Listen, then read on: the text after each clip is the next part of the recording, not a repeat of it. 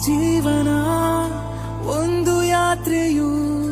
ನೂರಾರು ಎಲ್ಲಿ ಕವಲು ದಾರಿ ಈ ಜೀವಕ್ಕೆ ಚುಚ್ಚೋದೆ ತಕ್ಕೆ ಆಗಾಗ ನೆನಪು ಎಂಬ ಚೂರಿ